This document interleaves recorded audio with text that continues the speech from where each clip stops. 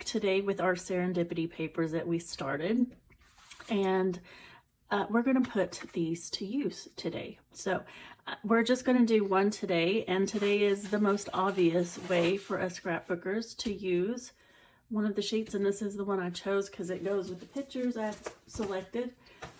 But the most obvious way is to use it just like you would any other 12 by 12 background paper. And so that is what I'm going to do with this one. So we have a lot of commotion going on at the house today, so I'm going to just put music over this and I will do a voiceover. So without further ado, let's get to scrapping. Okay, so here I am just gutting the paper and then trimming down a white American craft cardstock.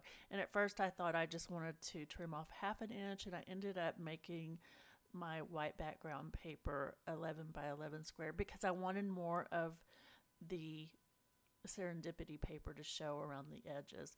And as you see there, I am inking all my edges for this one, which I don't do that very often anymore, but I felt like this layout called for it. Like, I don't know what it was. I guess it kind of has a little bit of a vintage vibe to me, so I felt like it needed to have some ink around the edges. And I'm just going to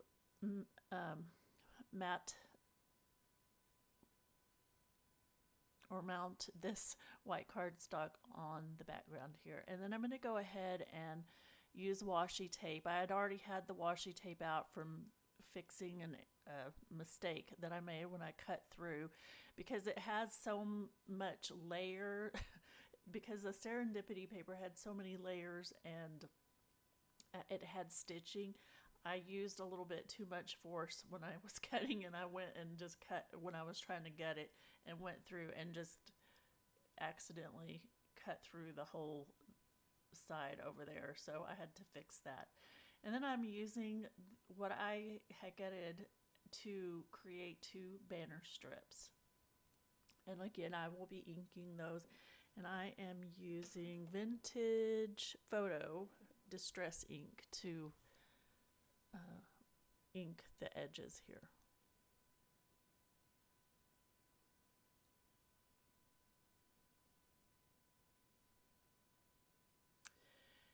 And I'm going to just adhere them over here on the left side of the paper, the left top side.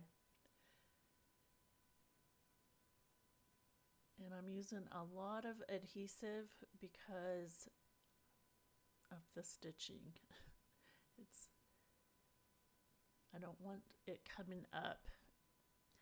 And you'll see here in a few minutes I will add even more. I'll add more glue because I just didn't feel like it was enough with just the ATG, because it's very thick paper and it has a lot of texture on the back. So I am scrapbooking these photos of my grand, who is about to go into junior high school. I do not know where the time went. Like, just yesterday I was at the hospital when she was being born. So how did that happen?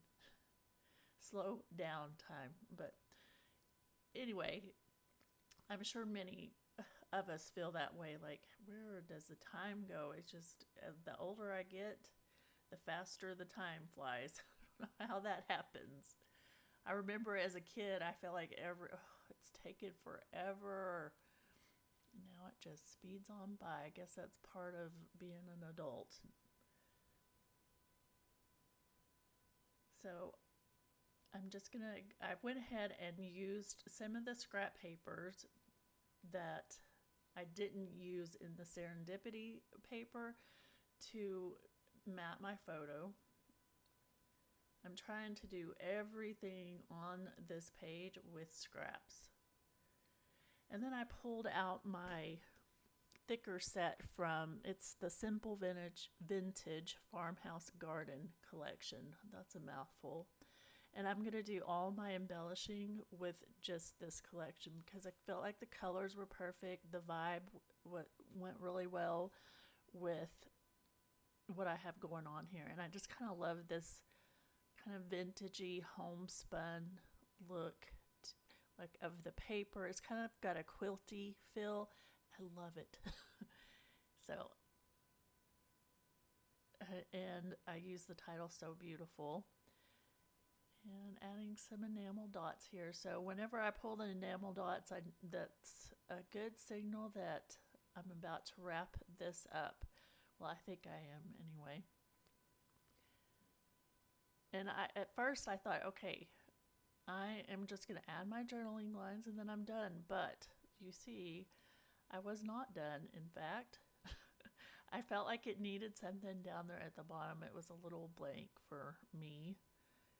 And I just added one more little cluster. And that is the end of this video. Thank you so much for watching.